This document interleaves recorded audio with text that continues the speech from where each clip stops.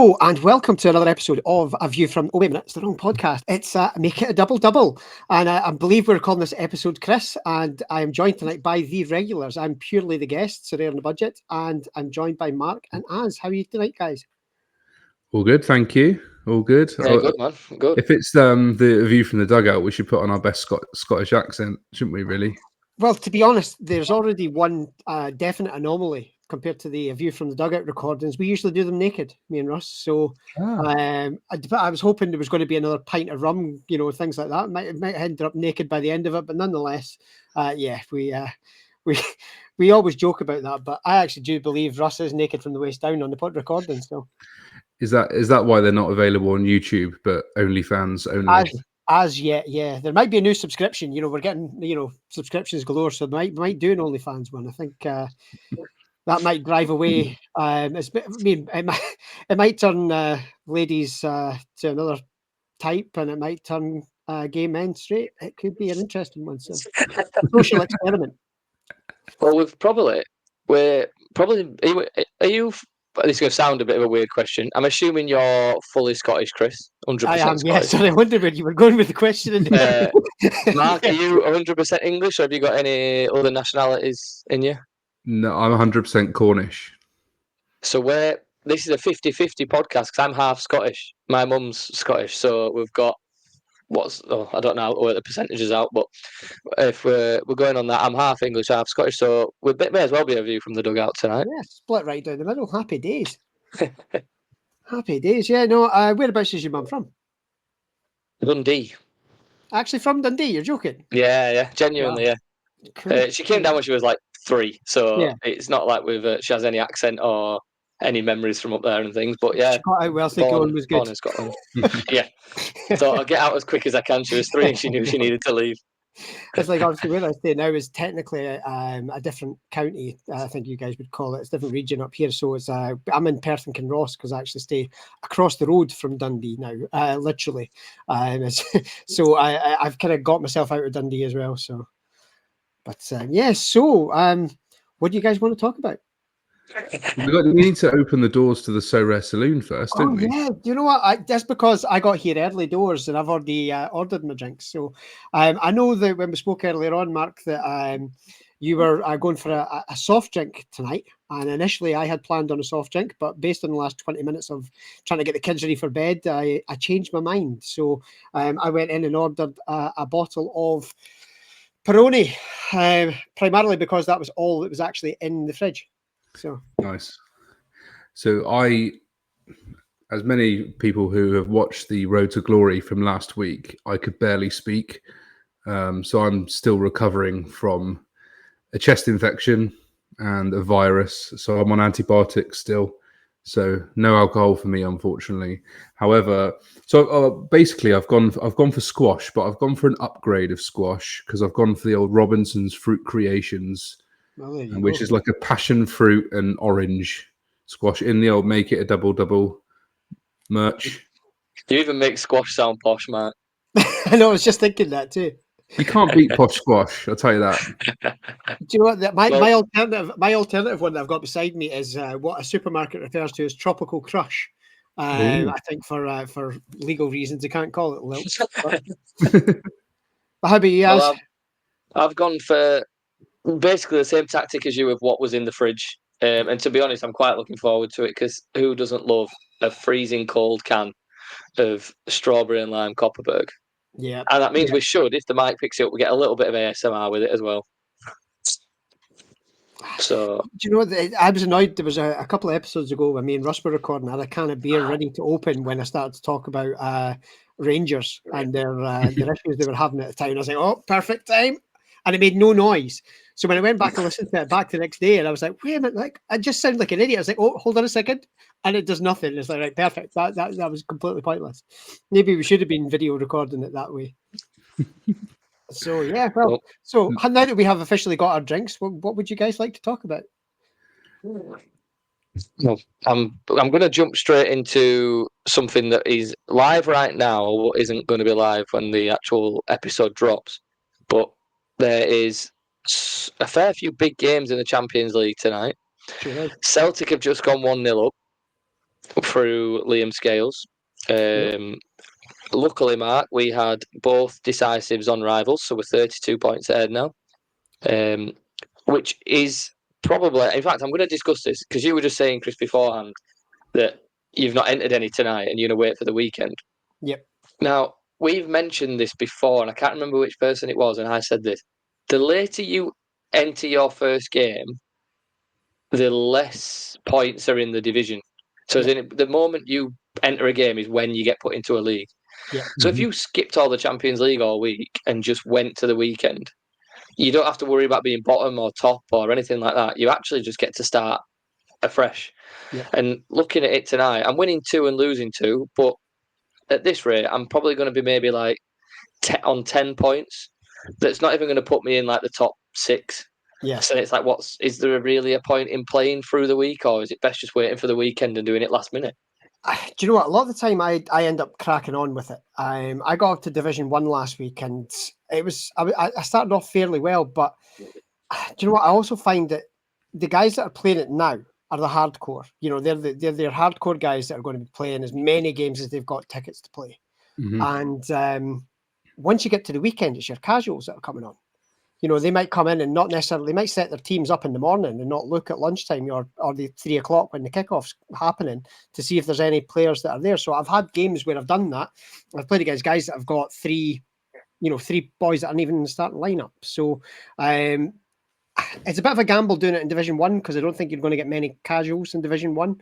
No. But I thought, you know what, let's give it a go, because between Saturday, Sunday, Monday, you've got more than enough games. And like you say, the league isn't active until I go into it. So I'm quite happy to give that a whirl this week and see how it works out, because in that one you've got the top 2 are getting the elite boxes, and those take away a lot of the you don't get tickets in it. It's either 20 essence or it's cards and decent cards. I think the highest chance of the cards is actually, was it tier 2 or 3?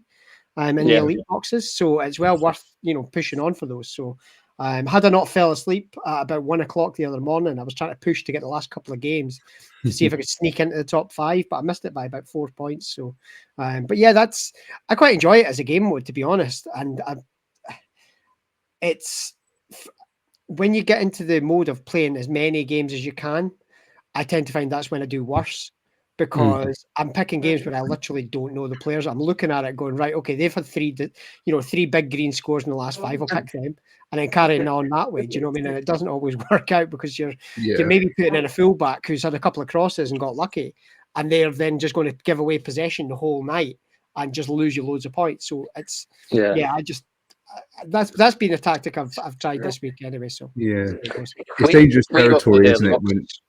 When you get to Sunday night and you're, at 1 o'clock in the morning on a Monday morning, there's a Peruvian game on, and you're trying to get the lineups in because there's only like 10 more games left of that game week, and you're scratching the surface of a promotion and potentially a box, and then I've been there, and half midnight knowing I got work in the next morning, but I'm holding out for the lineups to come out just so I can squeeze a team in to hopefully try and get those rewards. And then you load it up on the Monday morning and it just says defeat. Like 6 times in a row. Like I played MLS and it's just all defeats. I've had that happen. But the one thing as well is that when it first started, it didn't show you what games people were playing. So, the first few weeks, I was trying to get promotion, and I was like, right, if I win this game, I'm guaranteed to basically be in the top 5. And then I lost it and actually dropped myself out, and nobody else played. So I actively dropped myself out of the group. Whereas now I can look at it and see, right, come Monday night, maybe even Tuesday morning, if there's been games, you know whether you need to play or you don't. So it's quite good that way as well. Yeah, I've been really impressed with the platform. I honestly never thought that I would enjoy it as much as I do. Yeah. And they've certainly improved it with the whole squads thing that they've introduced, and the divisions. So you know that each week, if you commit well enough and you do well enough, you guarantee some boxes. And like you said, there's some. Oh, we lost him. We've lost him. I don't know. Is that a full disconnection or is it just dropped off the screen? I don't know. He's coming back in. Yeah, I vanished. We're going back again. You completely vanished. Yeah. I was saying, and as you were saying before, some of the prizes in it can actually be quite lucrative for a free-to-play format. much more so than actually playing the pro versions, the free-to-play pro versions. And on our sort of Road to Glory channel that we've been doing, we've proven that, you know. Definitely. I think now's the easiest time to start for free. Ever. 100%, yeah. You can guarantee 2 boxes a week just by getting top whatever it needs to be in your division plus your squad. You get a chance at 2 daily boxes. You get a chance at 3 win streaks as often as you want. Most we've had in a week, I think, we had 14 boxes saved up on the Road to Glory. That didn't include the 3 win streaks because you can't stack them. Yeah, so they were just opened at the time. So I bet we got nearly 20 boxes in a week playing a free-to-play game mode. Yeah. Like, if you wanted to play this game without any money, you could easily do it now. Yeah, you could slide in that way, definitely. My young lad, he got from a 3-win streak box, he got Emre Can, and it turned out when he opened it to be a special edition one as well. So that was pretty decent from nothing. And I think the lowest he's going for is about £6, which doesn't sound like a lot, but with the special edition one, you might get a little bit more. And you could feasibly, I know classics kind of, we've seen everything that's been happening with that, but you could feasibly still pick up a classic team for about that £10. Do you know what I mean? And actually still be participating. So it's definitely a way into the game for people, 100%. I think because a lot of, I don't know when it was quite a while ago now, but they did it so that you can't see the basic and the advanced options of free entry if you have over 10 cards and stuff. So we don't see it anymore. But because we've done the RTG, it's really opened my eyes on the fact that you can do about 4 free to play basics, just all commons. You can then, once you've won a card through them, you have to go into the advanced. So if he won his Emre Can and got £6, he could sell that and buy 2 limiteds. So he could then enter his 4 common for free, all his rivals, 2 advanced, and he's got 6 lineups a week and all his rival stuff. That's more than some people playing limited.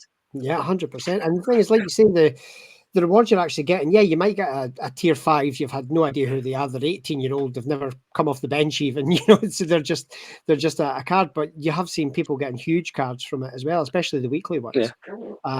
So it's, if we go back to when I started, and it was just your only free to play was the casuals, and it wasn't like you could pick anybody. You still were given a selection of cards, and you had to play with that. So, and I mean, the week that I won, it was a complete fluke. I'm picking just 5 players that were playing in midweek, and there was 100,000. I think it was like 53 short of 100,000 entries. Yeah, and only the top 3 got anything. So you're pissing in the wind to try and hope you can catch anything there, eh? But I mean, with that now, everybody's got an opportunity because although you're playing against others, it's up to you and your research and your knowledge, or you could just fluke it. You could put in, 3 games in a row and you've just picked the highest possible combination for them and you just fluked it. So I think from those basic and advanced divisions, am I right in saying that like 50% get a box? Yeah. So you've only actually got to pick some, and because you're picking from the whole pool of players, you can literally just pick 4 smashers. And you have to have a stink. We've done it where we had DMP rewards that we just put in knowing that they won't play, and still got the box out of it because we just picked 4 big players to go around them. Like, it's whoever finishes in the bottom half of them is horrific at the game, if I'm honest. But even then, those boxes that you get in the advanced is either a level up, essence. In fact, I think it might be level up, essence, or market credits. So it's either level ups for your cards you've already got, essence to craft a card, or market credits to make it cheaper for you to get into the game. It's just it's really so easy to progress. See, because obviously, like, I haven't seen that ever, because obviously when that got introduced to the game, I already had too many cards in each of the things. Because even though I've never really, there was a big period where I didn't play limited, but because I had that Dundee collection, I had like 24 of them. So I never had the option to go into it, and it wasn't something I was going to get rid of. So it's it's quite interesting to see all those actual avenues, because as a long time user, I don't see those. So, and they don't really publicize them very much, really, other than there's a lot of chat about rivals, and you can understand why, because that is the truly free to entry. But you guys just saying that's me just realized. So what they've done for the Mbappe one is basically the same as your basic ones, effectively. Yeah, you get a free Premier League entry, you get a free champion, you get a free challenger and a free contender. So that's your 4 that you get. And then once you've earned a card through a box, you can't do the free to play fully, but you can do where it's 1 limited, 4 common. And if you think, if someone said to you, pick 5 commons to get top 50% in a Premier League team, you've got to be doing it every week. Yeah, definitely. That's actually, again, that's a bit of an eye opener because I genuinely hadn't looked and wouldn't be able to see it, which is a bit of a shame because even if you could still have visibility of it, that'd be, an option to at least see what's going on there. I mean, Sorare's onboarding techniques have been questioned in the past, haven't they, on how they... Don't get me wrong, I think the Mbappe thing's good and it showed all these new sign-ups and stuff, but then you're instantly seeing referral scams and you're instantly seeing multi-accounting and stuff, and I just thought, what would be better than just a video of Mbappe having a laugh with his brother, or actually putting an educational video out on how you could start this game for free, get involved, progress, and actually play the game? There's no, unless as someone who already makes content's doing it, Sorare don't push anything like that, and it just baffles me. Yeah, do you know what? I'm just trying to look and find it here because the just when you said about the referral scam, the if you go into the notification, if you go to invite friends and what have you, there's a bit that tells you about the special bonus because you're getting an extra €10 worth of credit and a raffle ticket. And the top person has 11 referrals and the account is now disabled. And the 5th one has got 4 and that's also disabled. And there's quite a few that are popping up there just showing as disabled. So they've obviously been at it, as you would say. So yeah. And I think with the free-to-play side, I mean, Premier League's been back, how many games? 5, 6 games now? And every week, we're all in the group chats already. How did your FPL get on? Oh, I've lost 3 games already. Or I've done shit. I'm just giving up on it now. Yeah. And they won't touch FPL till next August again. And it's like, you have one bad week on this, you go, right, it's a write-off, let's crack on. I'll just do it again next weekend and get a chance at it. And even my mates, they're just like, I'm not asked. But then all week they're telling us about all the subs they're making and transfers in FPL. And I'm like, how can you not be bothered? Even if you did just play free, you don't have to do any research. Just go and put 5 players in and close the app again. Absolutely. It's not hard. That's the thing. Like, if you look at, I set up my FPL the very first week and I looked at where I was and I was like, what's the point? So I've just left Haaland captained and just see how it goes for the whole season. Just leave it. I think I triple captained on one of his hat tricks and then just left it, and it is what it is. But, I just don't understand that sometimes as well. Just the number of folk who will play that with, I don't even know what the prizes are. Me and Russ spoke about it on one of the recent episodes. I don't know what the prizes are, if there's any prizes in FPL, other than the only reason I set mine up initially was because the guys at work were going on about it. Oh, join the group. Oh yeah, no worries, I'll fire in. And I've just done it and left it. So I'm probably still beating a few of them. So I think a guy at the end of last season, didn't he? He received a pack from FPL because he came top 10 or whatever it was for the whole season. And I think quite a few people jumped on it on Twitter, basically ripping it out of him, saying you've committed a whole season for a few pens and a backpack and a copy of FIFA, which is now 8 months old or whatever it is. Do you know what I mean? I mean, at the end of the day, fair play. If you're happy with that, that prize, then absolutely fine. But in comparison to Sorare, it's miles off it, isn't it? Completely. I think it's miles away. So we are seeing a lot of FPL content creators as well, and these big FPL accounts starting to play Sorare. And I mean, we were quite fortunate. They absolutely dicked us, but we had the FPL content creators squad, their rival squad they've created with 10 different FPL, what would be all over Twitter on FPL. They actually were in our rivals league last week on the My Squad thing. They absolutely battered us, to be honest. And I looked at that and I went on every single account. I looked and they're all buying cards and they're all tweeting about it, but all the responses are split. You get the ones who are already playing saying, great to see you involved. And you've got all the FPL users going, no, it's a scam.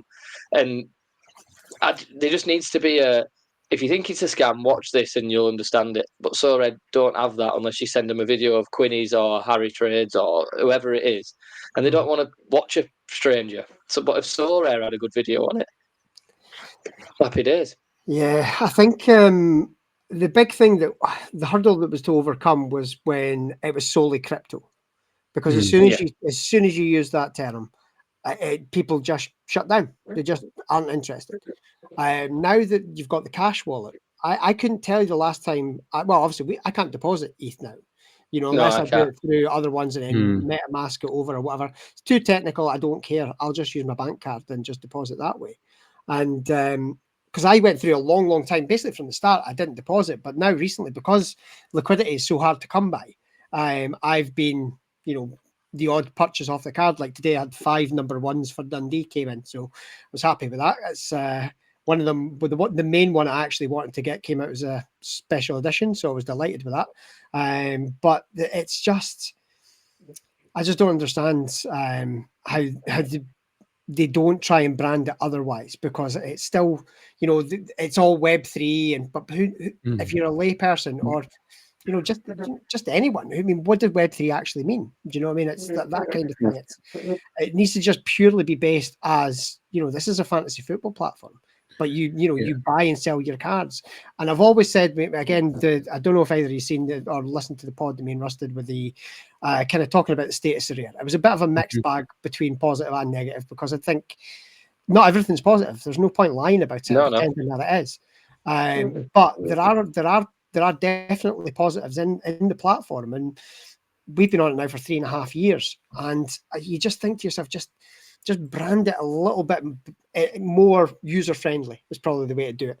And looking at the rivals is great, but how do you translate those into actual money spending people? Especially with the current UI. I hate the user interface at the moment on picking your lineups and stuff. It's horrific. When you press Pro, I don't understand why that first page pops up where it's like recommends what competitions you go into. It should just go straight to that screen where it says classic and in season and lists what regions and stuff like that. That first page is just a nightmare to deal with. And if you're new to that platform without anyone showing you what you're doing, you are lost. You have no idea how to use that. I've got a guy that joined up. I used to work with him. He joined up just the other day. I was really hoping he was going to buy his 5 cards in time for me to get my Dundee number ones and not have to pay full whack for them. But he's been playing the Mbappe one. He's had a couple of goes at rivals. But see, trying to explain to him like how to go about, the different. Okay, so this is your classic. This is your in season. These divisions are contender. These ones are there isn't one where you could just. This is a one fits all, like All Star was. You could buy whatever you want, put it in there, and that's your team. Yeah, and okay, we do have like the specials each week, and a lot of the time it is around there was last week was the 271, I think it was, and then we're back to All Star ones and stuff like that. So you can do it, but see, trying to even explain the cap. And I mean, I know that the cap's very straightforward when you look at like what FPL is. There's your 100 million. Buy your players. It's the same thing, but see, sometimes trying to get that through people, it's a little bit more. A little bit more technical. So I'm up in his area on Friday, so I'm going to chat to him on Friday and try and explain a little bit better in person, because via text and messenger it's not the easiest sometimes. So difficult, isn't it cap 200 this week? Oh, is it? This weekend coming cap 200, so you really going to put like 3 playing players and 2 DMPs into it. Yeah, you really are going to have to play your shitters this weekend, aren't you, if you enter that? But, I've seen some bits on I've seen some bits on some other content where I've seen people saying that Sorare are trying to almost not rebrand, but try and mold their brand into a sports entertainment business rather than, a fantasy football or NFT, and trying to get as far away from the whole NFT and crypto message as possible. And I guess it's a clever play, but it's something very, very difficult to mold yourself into somewhere where, I'm guessing fantasy football stroke NFT stroke crypto, they were kind of just the only player in that market. And if you're trying to then rebrand yourself into a sports entertainment brand, it's an extremely sort of saturated market, I'm assuming. So it's quite a difficult one. I think the language around it's changed and everything, though. I don't even see. You don't see Web3 platform anymore, and you don't see NFT, and you don't see the words crypto, and you can tell that they have completely changed their mindset on how they want to advertise the platform. Because we used to have a laugh and a joke I can't remember. You know when they made the 3D cards for the first time, and we were screenshotting them and put them in the group chat. And there's a guy. He was on in the past called Atri as a guest and stuff. And he came and we were putting him in. And I was like, "Oh, this looks ace," and spinning him around. And he was like, "We are grown men getting excited over a card that spins around on a phone or on a laptop." It was like, and all this, and I was like, "Yeah, but we were also grown men that were buying what was deemed as NFTs and all that." And he was like, "Yeah, now I call them cards. I've always now say I've just bought a new card. I haven't bought a new player. I haven't bought a new NFT. I haven't bought a new asset. It's just a card." And I see them as trading cards, and you can play with them and sell them and transfer and all that stuff. And I just like that. I'd say maybe the last 12 months they've gone completely full on 180. We are not a Web3 branding anymore. We are like Mark said, a sports platform. And I think the crypto side helped initially because you got your big boys in like your YNWA or whatever it is, and all these other lot that are big into the crypto, allowed them to profit, allowed it to go big, and people to gain a good understanding and a good like financial stability through it. And then other people got involved, like me, who used to buy bloody Dogecoin and all these other stupid NFT stuff, thinking that it were a good idea. And then you go, "Oh, well, I can actually play a game that I'm interested in and do crypto." They all joined, and then it was like, "Well, we haven't got much of a market for that, so now they've got to go down this path." If they carry on down here, I think they'll gain more of a casual user than they will a crypto head. Yeah, I think a lot of the time as well, though, if you look back about a year, 18 months was when all the crypto exchanges started having major problems. Like it was the FTX that went bust, and you know, anytime you were saying anything about crypto in the media, it was negative. You know, and you do have to try and move away from that stereotyping as to what it is. And I think they are trying. You could see that, and some of the language could be a little bit iffy and how things are used. I know Russ was talking about, if you go on the actual homepage, because I'm always logged in, so I never see it. Again, it's another thing I don't see. I don't see the homepage. Yeah, somebody gets my phone and logs in. That's my phone. They could have my whole gallery. But the homepage details everything in dollars, so it's like $15 million, and that could well deter people. I don't know why it couldn't be geo specific. You've got one that covers Europe and it's in euros, and you've got one that covers UK, and it's not particularly hard coding for the to location it. It's location specific. So if you see something that says $15 million, I'm looking at it going, "Oh, it's an American platform," and if it actually said pounds, that you might actually have, because there's going to be more people than that. And I didn't think about it until he mentioned it, and I was like, actually, that kind of makes sense. If you're looking at a different currency, again, is it any different from looking at it as the NFT currency? So maybe if they can, geo block it or whatever it might be. But yeah, there is a lot of positive things that they could do. I think there's obviously been a lot of mistakes and stuff, and certainly in the last 18 months or so. But I'm enjoying it. I said that to Russ. I'm back to I'm genuinely just playing for fun now, because I've made my money from it, and there's not the scope to make the same level of money anymore, and you have to be realistic about that. So now I'm like, okay, cool. I could just happily stick in. I can now put in 14 teams a week and stuff like that. And I'm like, I couldn't even have put in one full one before. Do you know what I mean? So my first goalkeeper I bought was Brad Guzza and paid 500 quid for him. I can now buy 16 goalkeepers for the price of that. It's mad, isn't it? It's not more if you're buying someone like that now with MLS prices. That's crazy, but that's the thing, though. It's absolutely bonkers. So it's a completely different game now, and I think sometimes we'll hang on to the past and be like, "Oh, remember when this guy was 300 quid? Yeah, well now he costs 4." So it is what it is, and it sucks that people have the gallery values do decline and stuff like that, but it's only relative when you're actually trying to sell or withdraw. Until that point, it's irrelevant really what your gallery value's at. Yeah, that's it. I was going to say to you, Chris, when I first joined the platform, I started watching your videos on YouTube as, SorareOnABudget, and it's when like thresholds were a real thing in Rare, and you could have your common keeper, and it was 205, wasn't it? And it was all about getting those sort of unknown players in for as cheap as you can that could just take you over that 205 threshold. You know, your Stefan Nuts from SV Legend. Riyadh, Yeah, and and you know, people like that, and it's just funny how, you know, from your name there, like Sorare on a budget, how the term budget now has gone from probably what, minimum 500 quid at the start to now, you know, 10, 15, 20. 20 quid. Yeah.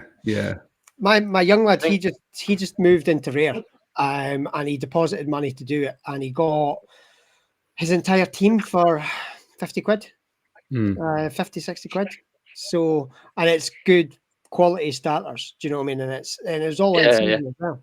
So, and the whole point now, I think, what people are kind of losing sight of, the essence side of things is a great way to get, you know, extra cards and what have you.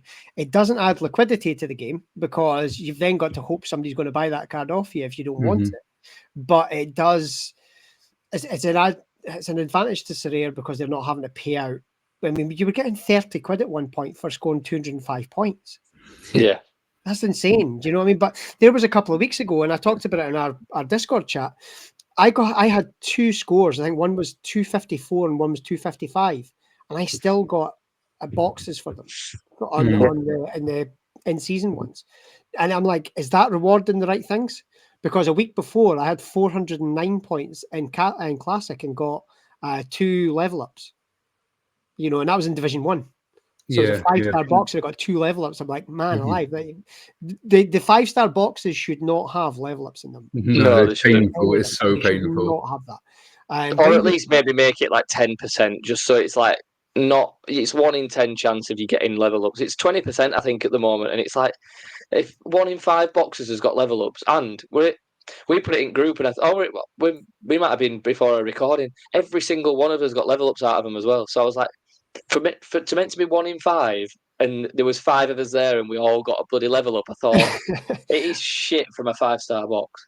But then when you look at it, if the elite boxes we just mentioned from Rivals don't have, you know, the tickets in it, so the level ups really need to be there, and the level ups are great for the classic cards. But the in-season ones, if you're putting a level up on an in-season card that you've just bought, you're a clown because they go up so quickly. So you really have to wait until you've got about 8%, 8.5% on them before it's even worth considering putting them on. So you're kind of, now I'm stockpiling them in double digits, and I'm like, and I just don't want these. I don't want them at all. But it's like coins. I've still got a whole collection of coins with nothing to buy. So. Yeah, that's something that they surely have something in the pipeline for coins, because there's no way they introduced these coins and raffles and prizes and all that stuff and then just went, you know what, these didn't work, let's just let them sit in everyone's gallery for as long as they want them to sit there for. I'm not going to lie, I wouldn't be surprised. It came out on a whim and it's gone out on a whim. You know, it wouldn't surprise me at all, to be honest. But I think they will eventually do something. You remember, like where they had, you could maybe collate them all for one particular thing. You know, if you like, you could trade them all for essence, and it's 1,000 essence. That'd be epic. But no, 1,000 coins to 1 essence or something like that. You know, they'll do something to clear them away just to get them out of the way. But the store that was an epic fail, to be honest. But it looked like a great idea, but unfortunately, it just wasn't anything. I don't think it's a bad idea still. But the issue with it was so. I mean, you could say this about anything pay to win wise, but you looked at people like McBride and these other people, and they were getting tens and tens of thousands of coins every single week. Yeah. And even now, if you look at what is it? I can't remember how many coins it took for a limited level up, and I know Rare's 7,500 or something. But that then also meant they could buy level ups every week, which meant they could improve the gallery every time and all that. Yeah. That side of it I didn't really appreciate. But then when it came to raffles and merchandise and all that stuff, I thought it was a good idea because you could save it up. You could get your 10,000 together, and then they go, "Oh, we're doing Sorare caps, 10,000 for a cap." Right, it's taken me 2 months to save 10,000 coins, and I get a cap for it, and I've not had to pay a penny. Great. That's true. Yeah. I like that side of it, but now they've just killed it off. There's nothing there, so you've just got coins sat in your gallery. I feel like the coins was more of an idea. Do you remember when they were going to do the fitness, and when they announced the fitness, there was a whole thing about building your club, and in my head I had it sort of, as well as the fitness, you were going to be able to build like a little stadium, or have all these sorts of things. And I imagine it was the intention that those coins would help you build your club, whether it be stadium or all these different things that they potentially had in mind. And now obviously everyone's sort of shit on the idea of fitness, and the whole building your club sort of went with it. And now we're stuck in this. Yeah, we're stuck in this bit because you don't actually really get rewarded coins anymore, do you? I don't think so. But like that though, when we talk about on a whim, I mean, they brought that out, and how much consultation was done with your average player about it, because like you say, everyone to a man shit on the idea of fitness. Everyone did. So I mean, where was any consultation with people to say, look, we're going to be thinking about doing this, what's the consensus? And they got the consensus very quickly and dropped the whole thing. So it does often seem to be that, there's maybe at a certain level they speak to people, but the average player had no input. And when the average player's seen it, that's, the general way of things. It's always the same. It's like, nope, don't appreciate that. I do wonder though, with how competitive classic competitions have got now, because there's so many cards, because people have got such high XP on those cards and whatnot, whether something like fitness, but just in classic, would actually add a little differential into the scoring. So to piss more people off on Twitter when they score 420 points and don't get anything because someone's got 10 more fitness than them or something, I think the communication side of it's what I think is the most aggravating with Sorare, because they are the leading business within this industry. Like, there's no one even touching them in regards to competition. But little things like collection award, like rewards and stuff, like first and second, we're getting a signed shirt sent out. Yeah. When was the last collection event? That's true. It's been months and months and months, and that can't be too hard to look at. There's only one person at the top of every single leaderboard. I've been top of Ray of Alacano's for over a year now, thinking, oh, my shirt will come eventually. I'm now looking at doing a gallery rebuild, and I'm tempted just to put the whole lot in because I don't use them anymore. And I don't want to sit on, because it's a lot of money when you've got 2 or 3 first place collection bonuses. So I'm just looking at it now thinking, what is it really worth me holding, just in the chance that they send me a free shirt out at some point? Probably not. I could use that money now and spend it elsewhere. But if there was some clear communication on once a month we're going to do 5 teams, I'd go, right, I'll hold it now because I know that that'll eventually come about. But there's nothing. There's no updates, nothing on stuff like that. It's like, when was the last time they even really mentioned much about collections? Because they had a big thing about it. They had a big thing about, obviously, the collections, and then it's like as I say, it's whatever's the flavor of the month at that time. Something will be like, okay, boom, coins, here we go, collections, and it's then obviously the big flavor of the moment is rivals, and it's an enjoyable platform to play on, but.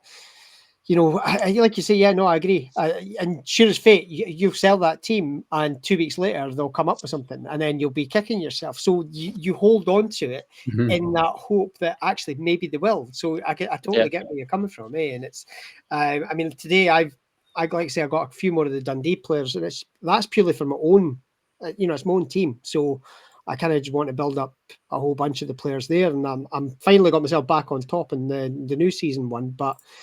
I'm not going to get anything for it other than the extra 5%, but to be honest, it's Dundee, so it's not going to be the most epic amount of bonus to add on to scores. So, but do you think there should be something on offer for completing a collection? Because at the moment, you get the 5% for 750 collection points, and you can achieve that by not having all the players in the collection. So, if you've, unless you support the team and you want the players because you support them, where's the incentive to collect? the whole collection? You know, do you Yeah. think there should be? Personally, I think the 5% should be available for if you got the whole collection. If you ticked every card off in the collection, that's when you get the 5%. Or you should get an extra percent or something for completing the collection, because I don't see why you would, or anyone would, get to the 750 and then you've got 5 or 6 more players to collect from a collection, and because you don't get any extra bonus for it. If you pick up shirt mints or number ones or rookies, you're pretty much getting 60 collection points a time if it's a first owner, or pretty much. You do your 90 days, so you probably need 12, 13 cards. Some collections have got 30 cards in them. Yeah. So, like you say, why should someone who buys all 30 cards get the exact same bonus as someone who's bought 12? Yeah. I think they should spread out the bar on it, to be honest, and be like, because 35 for 1% is one player. Yeah. So for buying one player from the club, you get a bonus. That's not right in my eyes. I think it should be at least 2 or 3, and then you can get 2% with 2 players. What's 3? 3 will be 250. 250. Yeah. Yeah, so you need maybe 5 players. So you can get 3% from 5 players, but someone who buys 30 cards only gets 5%. Yeah. It does seem a little bit shit. I'm sat on 380 points from a Dundee one, and I've got 7 of 18. So I'm not 100 miles away, and if once those 7, that's another 70 points, so 450 really.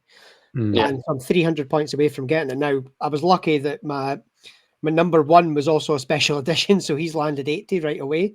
But yeah, it's you're right. And even if I think for completing an entire collection, that even just 1 extra percent is probably not justice enough for doing it. Mhm. Yeah. Worth maybe it being like 7.5 or something like that, your total percent being something like that. But you move up, obviously you get your team's badge and stuff like that, but that's all fine and well. But if you've done it every season as well, now I've probably got like 4 Dundee badges now, so it's like well, you don't get anything extra for it as well, So because I think cosmetically it'd be good if you could be rewarded for it cosmetically or some merch. But the moment you do that, you could then sell them all, and then they go, well, you've just bought them all to get a shirt, sold them all, sell them all to your mate who then gets a shirt, and then sell them all to his mate who then gets a shirt or something like that. So probably I don't think you can reward them in that way. Probably the way that they would have to do it would be first owner, because that's what that's what they're aiming. Everything that they're doing at the moment is around getting the auctions and instant buys. That's what it all is about, because they're needing to get the income to pay out the prize money and to pay the the league licenses. Obviously they've cut back on so many of the league licenses, so they're not having to pay out as many, but the Premier League's costing them an arm and a leg. And they signed that deal when everything was through the roof, and then that over the course of that 6 months afterwards was when we had cost of living crisis, we had the crypto exchanges collapse and things like that. So the world's not the same as when they signed that. Whether you want to believe, there's the 2 figures. It's either a 4-year £30 million deal for the Premier League, or if you go by all the stuff at the time, it's a 4-year £30 million a year deal. So it depends which one you want to believe. And I'm tending to believe the second one, because if you look at it as an accumulation, there's a figure, and then there's the percentage that they get for every single player that's transferred between players. That each club gets a proportion of that, or the league gets a proportion of that. That's why there's so many Premier League competitions, and that's why we've now got Bundesliga ones and everything as well, because then they can really push people to buy those specific leagues to get these leagues fees paid out. So everything they're doing at the moment is first owner. So if they were going to do anything around it, I'd imagine it's probably going to be, if you've got 20 first owner cards in a 20 player collection, then maybe that's where the reward should be, I would imagine. Yeah, you think they'd offer like for the first 5 collectors who completed the collection with first owner cards, all got a squad signed shirt of that club or something, Even if it was just match tickets. Yeah, match tickets, because they're part of the package. They get them as free as part of the whole contract of it all. So technically, it won't cost them anything. Yeah. And I mean, how many times have we been offered stuff, Mark, as like last minute stuff if someone's pulled out, or there's tickets to games of teams that you don't even support and things. So the stuff's there. Yeah. Like, it's. I just think there's a weird side of Sorare that just seems so disorganized when it comes to that kind of thing, which is strange for a company that is so successful in what they do.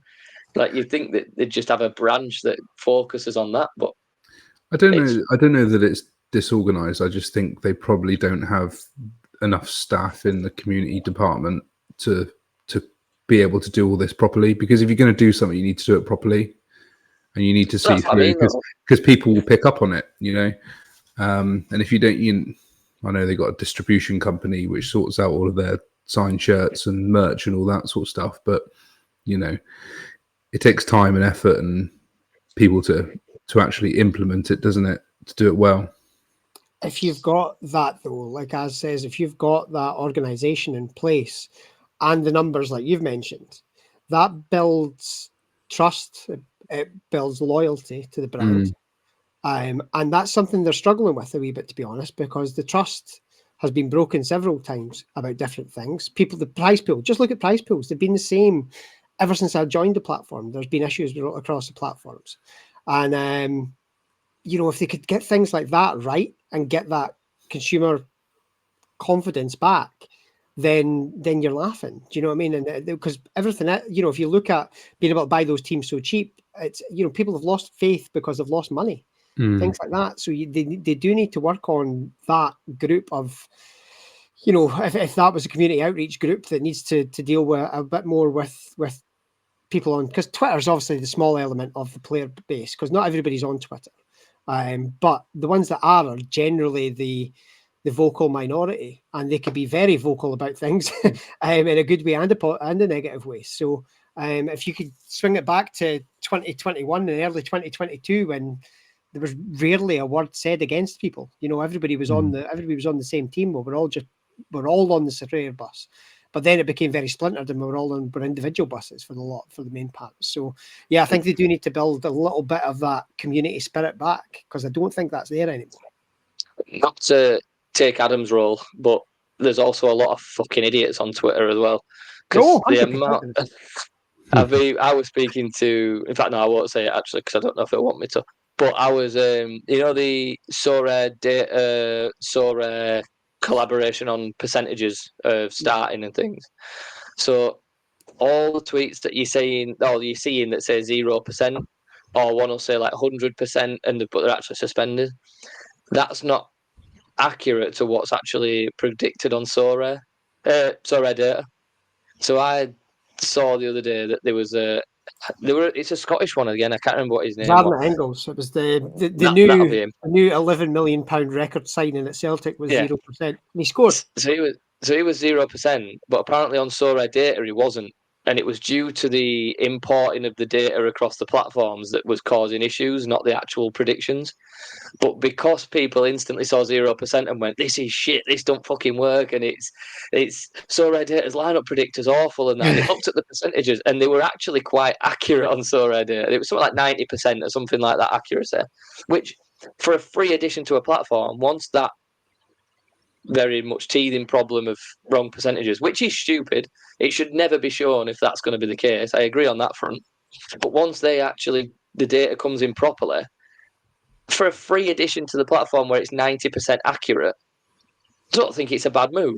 And if your only decision is made based on the percentage on your screen on Sorare, and they don't play because of a clear and obvious error, you're the fucking idiot, not the one that's complaining on Twitter going, "Oh, it said 90% and he didn't play because he's injured or suspended." Well, it takes 2 seconds to search on Twitter. Put his name in; it'll tell you within seconds. So that's the Twitter side of it. Really annoys me, because don't get me wrong, everyone's valid to their own opinion and their own voice of it, but 95% of the people I have conversations with just go so emotional and so attached to it that they just lose their head, and it's an argument rather than a conversation, and that's what puts a lot of people off. Yeah, I obviously had an outburst at someone who came at me with something, and I probably didn't react in the best of terms with that, but nonetheless, it was the same thing. If you want to have an adult conversation about something, then fine, I'll have that. But if you come at me with bullshit, then I'm usually I just mute and block. Well, Yeah. mute's my favourite because they can be shouting at clouds then, because I will never see it. I will never see it. So you can have a go as much as you like, because I'll never read it. But come out, have a constructive conversation. I think we both had a constructive conversation about that one. And basically we were both actually just saying, like, right, okay, I mean, I think the casual user will look at those and be like, oh, I'm sorely let down because that said 0% chance. But the thing is, that's on Sorare's platform. So they're taking a chance with it. But by the same token, I've always said, if you go back to my very first ever video, I said, do your own research, because anything I'm recommending to you, you're buying with your money. And that is then on you, what you do with that. Yeah. You know what I mean? And it's the same with these. If you're putting your lineups in, again, another one I've always said is you should know. I mean, obviously, some people have got hundreds of players in your gallery, but you generally know where your players are at and what they're, I know who's suspended in my gallery at the moment, and I know who's likely to be the starters and stuff like that. So that's obviously I do the predictions for the Scottish League, so you kind of know most of the gallery is Scottish, but you've got to at least know where your players are at. I've also got the Japanese ones there, but do you know what? The Japanese information is hard to come by. So guess what I do? I subscribe to Matsuyama, because his Patreon is the gold standard to me, and that's what we tried to base ours around, because he always had, like, the way his layout was, his details on each of the lineups, it was bang on. So I've always, I said that to the guys, this is what we're basing it around, and it's worked so far. And sometimes you can do as much research as you want, and you just can't legislate for some stuff, like Cherney being ill of the morning. Yeah, like buying your first rare keeper only for him to then retire 3 days later out of the blue. Remember that one? Yeah. You know what? That was it. What was the guy's name? The Austrian lad. Rene Sweet.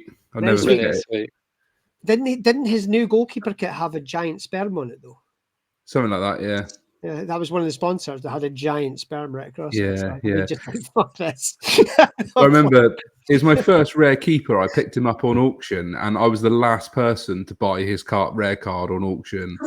And I remember I was in a meeting at work on the Friday morning, and I come out, and Kris, you'd sent me about 5 DMs on Twitter saying, shock retirement, Rene Sweet, get him to Pavel quickly. And I read the messages like an hour later, because I was in a meeting at work, and by then it was too little too late. But luckily, and I think it was on when you and Russ did the AVFTD pod back in the day, one of your advice was always to buy the backup. And luckily I'd bought Salinger for 40 quid or something, and still the keeper. Rene Sweet did that, but Salinger did that, so they cancelled each other out. And then I thought, you know what, fuck this, fuck Hartberg, I'm selling them both. right. Actually, do you know what? I remember that you did have both, because I remember seeing that at the time. But that's the thing, we always said handcuff your keeper, because although you think it's dead money, it's, if one goes, then you've got the other one there. And I mean, now it's that's not such a big crisis now, because as we mentioned, the £500 goalkeeper is now 30. So I mean, there's the Spanish lad that I bought for £1,200 in November 2022, and he now sells for sub 40. Is that Escandel? No, that was the one I sold for £1,000. But no, Andres Fernandez, I think he's like 30. I've got a thing about old goalkeepers, clearly. Who's the one that got relegated to the 3rd division of Spain, that then promoted last season? You bought him earlier this year. Alfredo Herrero. He's been quite good so far. He's been good. Out of him. Because my mate's cursed with goalkeepers. We always take the piss out of him, and he bought him, and he's a very casual user, and he bought his rare for like 60, 70 quid the year they got relegated, but didn't check the league at all, just assumed that they were fine. And then the next season comes about, and he was a Red X. He was like, "Oh, has he moved to a different team?" I was like, "No, he got relegated 2 months ago, mate." He had absolutely no idea, but he doesn't sell him either, so he held him, and now he's got use out of him again still. He's actually doing quite well. That's the last 3 scores: 73, 77, and 66. So he's had quite a good start to the season for Malaga. So Goalkeepers haven't been my problem. It's been the other players scoring recently. Like the weekend there was an absolute shocker. You know what you were just saying about people who had 50%, you get 50% of the prize pool are getting a box. Well, I was in the other 50. In all of my competitions, 14 entries and 0 boxes, 0 anythings. It was abysmal. And it all started, my first player got a goal disallowed in the morning, scored, and it was a VAR overruled. And I was like, this just sums up my weekend clearly, and it turned out to be true. Yeah, I had a bit of a shocker, to be fair. Some of them I was expecting, like I've got some CSK Moscow rare cards, and they were playing Zenit St. Petersburg, so I wasn't really expecting much from them. I think Motherwell were away at Aberdeen. Sorry, Adam's not here. You told me to co-host. That is true. That is true. Do you know what? I nearly fell for it as well. I nearly fell for it. Your mouth moved, but it didn't come out. I didn't realise. So this little prick's not going to go for that one, is he? But they were away at Aberdeen, obviously. I was kind of hinging my hopes on my Liverpool collection at home to Forest, and they obviously shit the bed. They cost me my last man standing competition at work. Thanks very much. So yeah, it wasn't a great weekend, to be fair. But even when you have a shit weekend, by Tuesday you've at least got 4 boxes or something to open. So at least you've got something. I think that's the thing. I think people obviously I know Az has been very vocal about it on Twitter. The boxes in the essence are definitely a prize. It's just not the liquidity that we've been used to, and that's the only thing. But I had enough to craft a player today, and it came from North Lanarkshire's finest club. It was Paul McGinn, which I was quite happy with. Yeah. So he another in-season card that I could definitely use. So I was happy with that. He's only worth a £5, but at the end of the day, he actually fits and could, if it's a Division 4 in-season team, then happy days. So it's, you can go that way. And then my very first one was Kevin De Bruyne in the limited one. So yeah, I'm certainly not going to complain, about getting free money from these kind of things. So yeah, if you've got 50% chance, all you've got to do is avoid boys getting sent off, avoid own goals. What else did I have last weekend? Boys going off after 10 minutes. That kind of thing. And you're fine. You should land in the top 50. Well, I think one of the things for me with the essence and boxes is that a lot of people will say, "Oh, I got 420 points and didn't get a reward, but they got a box," and then 2 days later they get the rewards and they open it and it'll have essence in it, and then they'll craft a card and it's a good card and they go, "Oh, get in! I've just crafted this." That's the reward. Yeah. You just, because you're crafting it and you're not opening it as like a random thing of like from your score, they don't class it as a reward, and it baffles me. Because if you don't want that, they remove essence, they put another 200 limited cards into your pot that are DMP tier 5s. Yes, you'll win a card with 420 points now, but it's a shit card, and it's always going to be a shit card, whereas your essence has got a chance at being a good card. It's not that, for someone who's as dumb as I am, it's not that hard to understand. No, and I think what maybe some folk have a look at is just, like I said, the liquidity. That it used to be a doddle to go and change your gallery at a whim.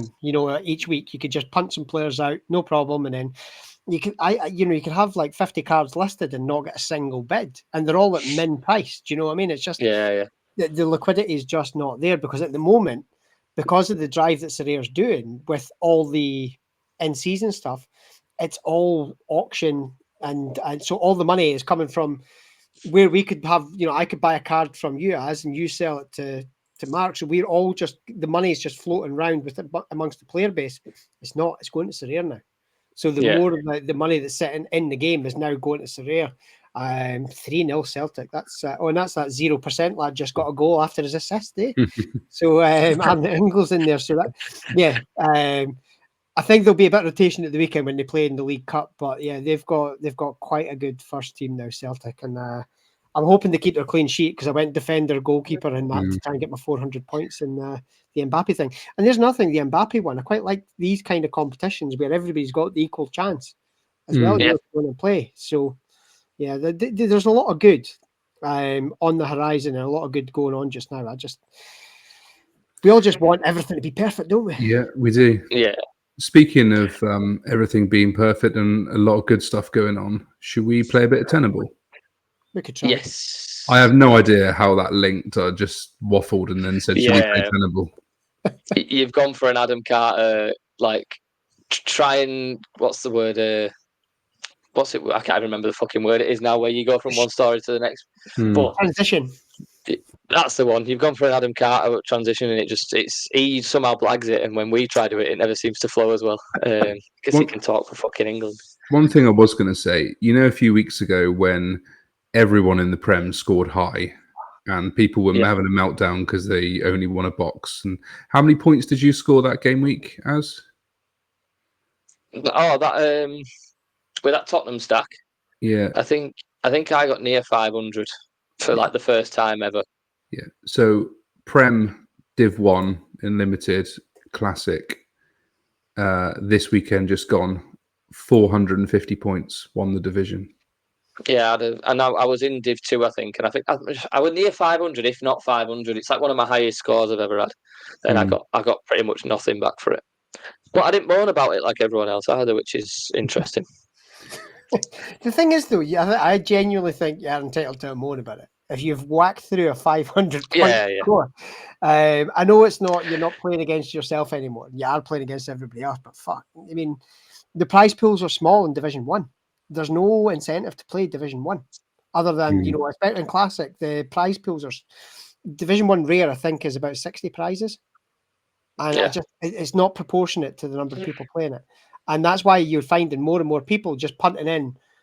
I've seen somebody grumbling about it on Twitter today about Barcelona stacks being in Division 4 or Division 5 in Limited. And it's like, well, it is. That's how it is, how it's been set up. So, people got a better chance of winning that, go for it. So exactly. My only thing with that is that if you do hit the rewards, they are a hell of a lot better. Good. Yeah. So for me, I aim for the best. I'd rather go for it, and if I hit first place in Division 4, but knowing it had got me to first place in Division 1 and I could have entered it there, I'd have been devastated that I bottled it and just gone for the lower score. 100%. I mean, Division 1, I think that's where I had my 2 400 scores, and one of them was a tier 3 and one of them was 2 level ups, back-to-back game weeks. So just how the scores worked out, But just before we go to Tenable, Kyogo Furahashi's just scored for Celtic. Oh, he scored for Celtic tonight. He's on a 6.1 on Sofa score because he's had 3 big missed chances. Wow. He's on a flat 60 on Sorare. Big missed chances. It's unreal. But 3-0. I am getting oh no, there we go. It's kicked back in. I'm 37 points ahead in the Celtic one, 18 points ahead in Dortmund, 5 points ahead in Man City, but losing by 14 in PSG. So that's the podcast one mark. But as it stands, we'll have both boxes today because I needed 100 from a player, and 2 of them have got it at the moment for Celtic for us. So it's just hit 60 minutes. I've just had my notification about the clean sheet that Celtic have kept, and they've just conceded. Yeah. That's the first goal they conceded this season. 60 minutes and 24 seconds. So let's go with Tenable. We might not have 100 score now, Mark, because that also I think might have included the 10 points. So we'll see. So anyway, speaking we'll go of with my Tenable if you want. Go on then. Because I think I've gone for a very difficult one this week. So my question to you is, can you name? You might know these off the top of your head. I would have been shocking at this. Name the 10 oldest football clubs in England. In England. In England. England, and it's going to annoy me now because I'm going to say it and you're probably going to give you a free one. England and Wales. Yeah. I was going to say one of those, yeah. Do you want to go first, Kris? And absolutely no idea whatsoever, but can I take a punt on Bolton being one of them? Bolton, it is number 9. There we go. Squeezed one in. I'm going to say, because you said England and Wales, and because I've watched Welcome to Wrexham, and I believe that to be one of the oldest, I'm going to say Wrexham.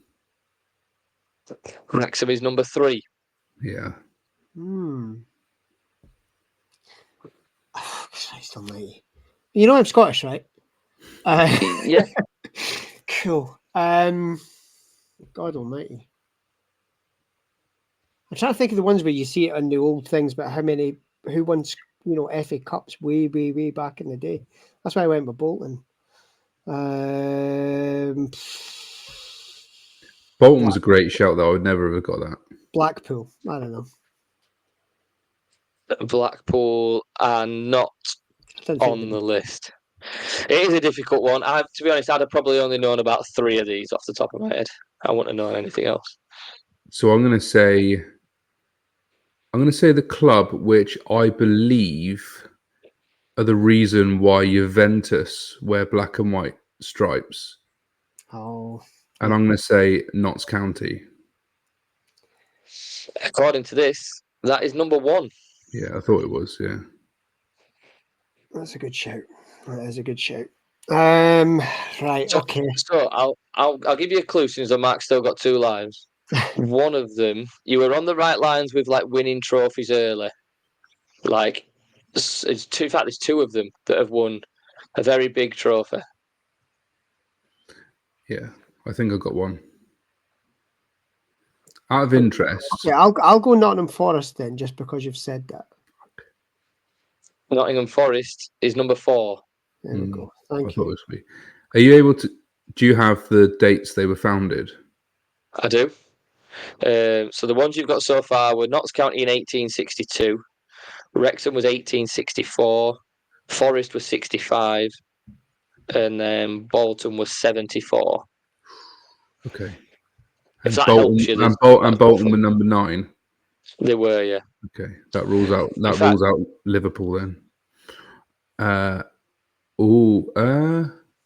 If 10 and 11 say the same year, and one of them says exact date unknown, so if you get 11, I'll give it you because it's a bit unfair that. On the basis that you said they've won a major trophy, I'm going to say Aston Villa. Aston Villa is number 8, also 1874. Was that one of the ones you were referencing by chance? Yeah. And Forest, I imagine. Yeah. I'll give you a clue. It's not Liverpool because they're 1892. A year before Dundee. Because the other one I had in my head when you said about the trophies and stuff, I was thinking one, but I doubt they'll be it. I'll go for it anyway. I was going to say Ipswich was one because of the was it UEFA? Was it Cup Winners' Cup or the UEFA Cup in the 80s? Ipswich are 17th. Well. So only 2 years in it. So it's a good effort. What year was Ipswich? They were 3 years in it. 1878. Okay. So I believe that means you've taken it, Mark. So have you got any more ideas? Yeah, well, I know Everton were formed before Liverpool, and Liverpool were 1892, but I don't know how much before they were formed. But I'd say it anyway, Everton. They are 16th. Okay. So the ones you're missing are Stoke at number 2, which I wouldn't have known of. You have, where you got that one? Sheffield Wednesday is number 5. That, yeah. Reading at 6. Grantham Town at 7. Who? Grantham. Okay. And then the ones that are basically 10th and 11th were Blackburn and Birmingham. When Kris said Blackpool, you started obviously with the word black. I thought, he's going to say Blackburn, and then you hit pool. I thought, it was. I was just trying to think of, like, you obviously see in Scotland, for example, you'll see like Queen's Park were, one of the early ones because they're always in the cup finals and stuff like that. When you look at those kind of things, so I was just trying to. Yeah. They're all like Midlands / Northwest, aren't they? All in that sort of area. I'm quite surprised that there's no London clubs in there. Yeah, it's weird. Actually. Well, it's a northern commoners sport, isn't it? And also, it's probably more of a regional thing. If you're thinking back to the late 19th century, the travel to London for a game would be quite something. Yeah, Yeah. that's true. Okay. Right. So, do you say Celtic are winning 3-1 in the Champions League? Yeah. And that is because the Champions League is back this week in full force with a new format, which at first, when the fixtures were drawn, I honestly had no clue whether they were a good set of fixtures or a bad set of fixtures for Liverpool. However, I actually think the new format could be quite good. Seems all right so far, so we'll see how it goes. But to celebrate the return of the Champions League, I would like you both to tell me who are the top 10 all-time UEFA Champions League top goal scorers, and this excludes qualifying rounds. This is You know, I support not, Dundee, right? and I support Huddersfield. Exactly. That's not fair. Yeah, this That, could that be. would mean I could have no Champions League questions. Which is totally fine. Yeah, it's fine by me. Who would like to go first? Right. All time. I mean, I've got a few in my head now. Whether they're good guesses or not is a different story, but we'll see. And this is according to the actual UEFA website, by the way, so it should be right. So, yeah, no questions asked on that then. Okay. I'll let you go first, Kris. Oh, I'll go first then. Okay, so I'll go Cristiano Ronaldo. Cristiano Ronaldo is number one with 140 goals for Porto, Man United, Real Madrid, and Juventus. Well, I'll go with what Sorry, I not Porto. assume is number 2. Sporting. Yeah, sorry. What I assume is number 2 is Messi. Lionel Messi is number 2, 129 for Barcelona and PSG. What about the original Ronaldo, the GOAT? So the original Ronaldo is not tenable, according to this. Okay, fair enough. So I'm going to pick someone off. I'm going to say off longevity in the hope that because he played for that many teams that played in Champions Leagues, but I don't know if he's going to have scored enough goals.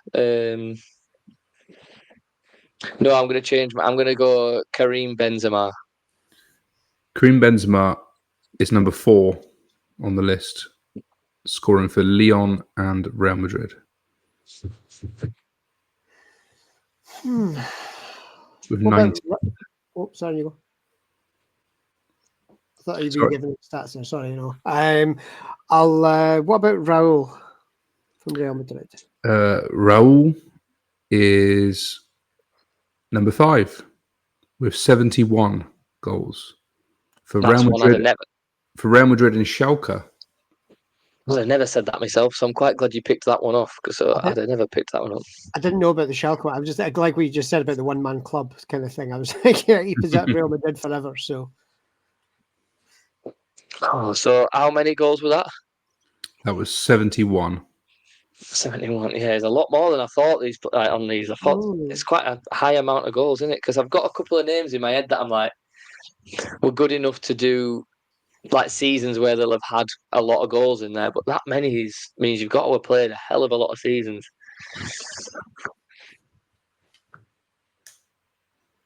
I'm going to go with, this is purely on longevity and playing for top teams. I'm going to say Zlatan Ibrahimovic.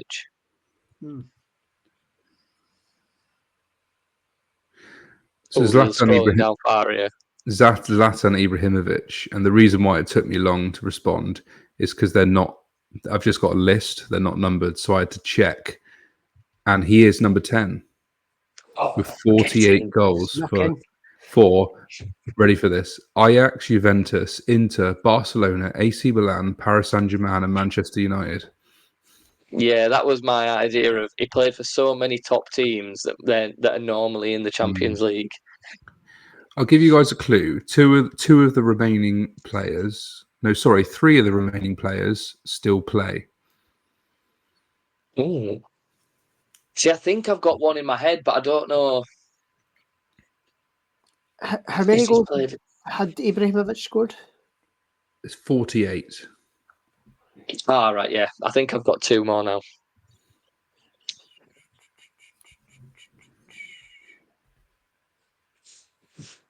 You've got. I can't have scored that many yet.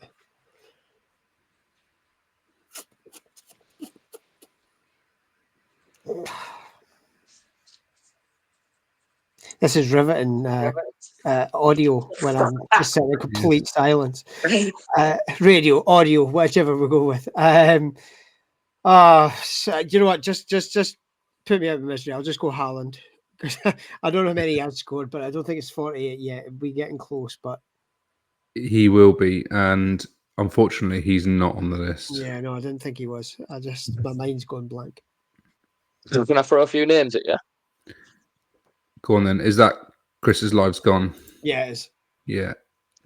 So is Neymar on there? Neymar is not on the list. Oh, my other one was Suarez. Suarez is also not on the list. Who are the 2 that are still playing? So there's 3 that are still playing. So third in the list was Robert Lewandowski on 94. 1, 2, 3, 4, 5. 6th on the list was Ruud van Nistelrooy on 56. 7th on the list, and a player who's still playing, is Thomas Müller with 54. 8th on the list is Thierry Henry with 50. And 9th on the list, quite a young player who's currently playing, Kylian Mbappe on 49 goals. He's made it already. Wow. Yeah, so he's 1 ahead of Zlatan, according to this. Well, I would say that's probably a pretty poor showing from us lot, seeing as though they were very common and probably easy names. But you know how bad I am at this game, so we'll ignore it. Well, shall we jump from one poor performance into another, Mark? We shall. Should we remember? That was a good transition, wasn't it? Do you want to name the sponsor? Oh yeah, so as we always seem to forget, so we apologise. Sorare Darts is now sponsored through Predictify, the score prediction website, which doesn't get translated over to Sorare and show the wrong percentages on it. So if you sign up through the link that should be in the description, if it's not, get in touch with us. You will help us out because we get a small fee of it, which is always lovely. And I think the giveaways are over, but they're still doing some giveaways here and there on free monthly memberships or jerseys and things like that. So get signed up over there, and they are very accurate on their predictions. So yeah, go on the link below, and thanks for sponsoring it, boys. So we didn't have a podcast episode last week due to illness. I can't remember what it was from. I was on my deathbed. Yeah, and then the week before we had Mr. Parrot Press on, and he went with Mateus Click, Benteke, and Tim Melia, and he had an 85.8 with Click. He had a 68.5 with Benteke, and he had a 33 with Tim Melia, putting him on 187.3. Which is it's a good effort. I think sometimes you'd rather just go over than have a really shit score. I'd rather get close and be like than have one that's like miles off. We went with Olivier Giroud. We had Cody Gakpo, and we had Tsimikas. We had a 41.6 for Giroud. We had a 78.1 for Gakpo, and we had a 69.2 for Tsimikas, which is 188.9. So we were 9 points short of above it as well. So 2 pretty close scores, but not rallied, seeing as though we bust. Now, if I remember rightly, in our first season of Make It a Double-Double, you were very close one week, weren't you, Kris? I was very close. I think it was very, very close. And then Opta changed the scores post-deadline. and I was roundly shafted. Because I remember it quite well that I think you either tweeted or messaged me and was like, I'm on like exactly 180, and I was like, I can't take your scores as soon as the final whistle's gone. I do it as like pretty much as close to recording as possible to get it as accurate. And I think they knocked off like 5 or 6 points or something from you. It was just So you were 5 off. And your counterpart in Russ is currently leading the way this season with 173.3. In guest scores, the podcast have actually got 176 so far this season as the highest one, which is very good for us because we're normally fucking useless at this. So your aim is obviously to get as close as you can, but you need to beat 173.3 just to rub it in his face. just for a laugh. So, any idea on what your strategy is this time? Well, do you know what? I was looking at my own lineups because in Scotland this week there's only 2 games because of the League Cup. So I was going to go with my Gamba defensive stack because they are playing against, they've got a weak opposition, but I'm going to split it up a little bit. So I'm going to go with Mark O'Hara of St Mirren, an old favourite, former Dundee player. They're at home to Hearts, so he should be captaining them. So he's on the penalties. So if they get a penalty, he's going to take it and more than likely score it. But then I am going to go with 2 Gamba Osaka players as well. So I'm going to go with Takashi Usami. I'll send these over if you'd rather for spelling. Yeah, I will write these down and then probably message you. Yeah. Takashi Usami, he's the forward for Gamba. I'm hoping he gets on the score sheet. And I've got a choice of 2 defenders, but I am going to go with Old Faithful Shinosuke Nakatani. He's usually reliable for in the 50s. So if he can get a decent score in the 50s and 2 decisives, I think I'll be just about good. Sounds good. Good. Mark, any idea? I'm not sure. I'm just looking at the fixtures, in all honesty, and I guess we're going to have to pick for Adam, aren't we? Yeah. But do you know what? There is a early season monster of a fixture in Manchester City versus Arsenal. Sure is. On Sunday. And I'm going to pick someone from that game, and I'm trying to work out who, but I can't think. Do you know what? Sorare app's decided not to load, so I can't check that. I like to pick someone from the gallery. That's exactly what I was waiting for, and I was stalling. So thank you. I was gonna pick Kevin De Bruyne, but he's been subbed off at half time. In the Champions League game tonight. Yeah, and he's come off injured. So, do you know what? I'm going to go for. I think Arsenal might score in the game, but the defense, he's probably going to get decent AA. I'm going to go for Manuel Akanji for Man City. Okay. Well, he's going to score a 62.8. Well, luckily, I decided to look at my fixtures today, so I actually know some of the Prem fixtures and some of the lineups because I can't seem to get it to load. I'm going to go for an absolute favourite of mine, one of my what I would class as an OG Sorare player for me. I've had his card that many times and used him.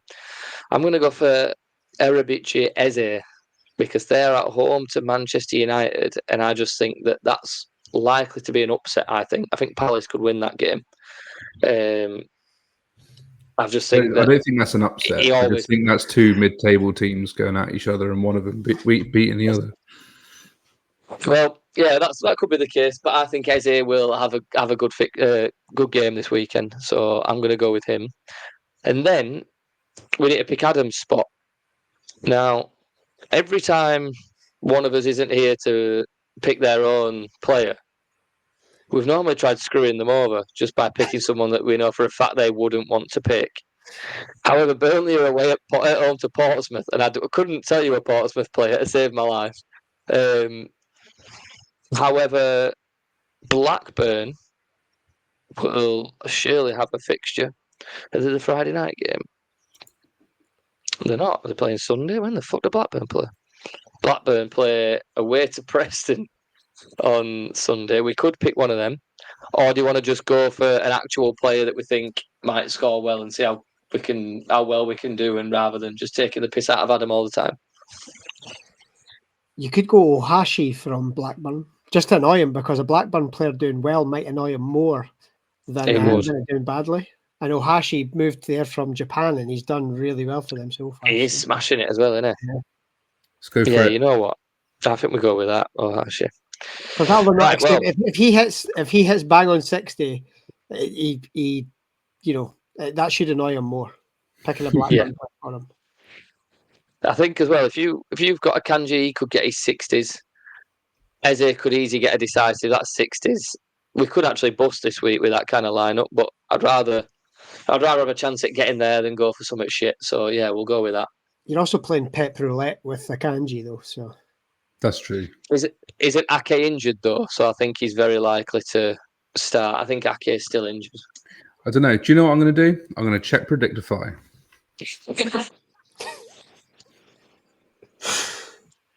Was so cringy.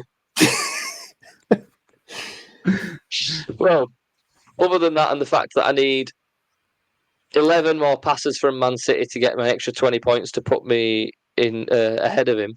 Anything else you want to talk about, boys? Don't think so. Just want to say thanks to Kris for coming on.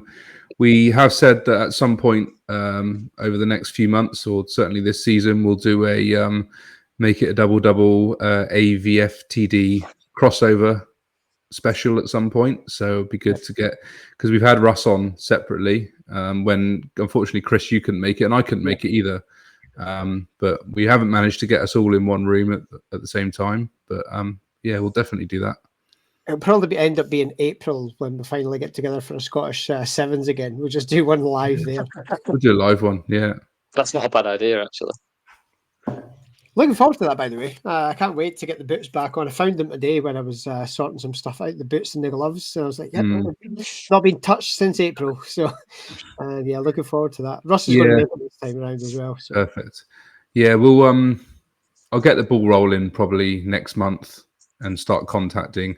Oh, I mean, to be fair, now that we know pretty much where we're going to go, don't we? We'll probably just go to the same places again. So. Possibly the last chance of going to Falkirk as well, to be fair, because they're going good guns in the Championship, and if they end up getting promoted, they have to tear that Astro up and go grass. So. Oh yeah. Good, because I pulled my hamstring on it last time.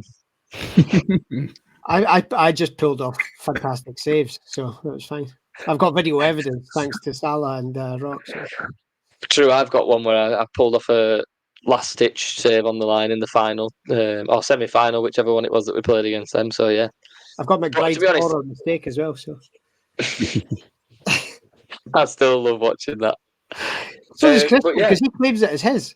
My son claims it as his goal because Daz went to go and try and head it and he completely missed it. Like he missed everything. Not just tonight's podcast. He missed everything for us that day. But then he went and played for every other team and scored goals galore. It was so frustrating. Oh boy, what a day that was. Oh yeah, it'll be good. We'll get it organised, and if Sorare send the prizes in November, we'll probably get them by April. Sounds good. Yeah. Cool. All right, boys. Big to end it on there. Yeah, and we might be back with Adam next week. We're not sure when he's returning, to be honest. Yeah, I actually can't remember. Or bothered, probably. Sorry, Adam. Right, I love you.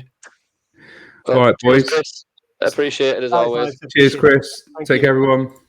Cheers. Bye.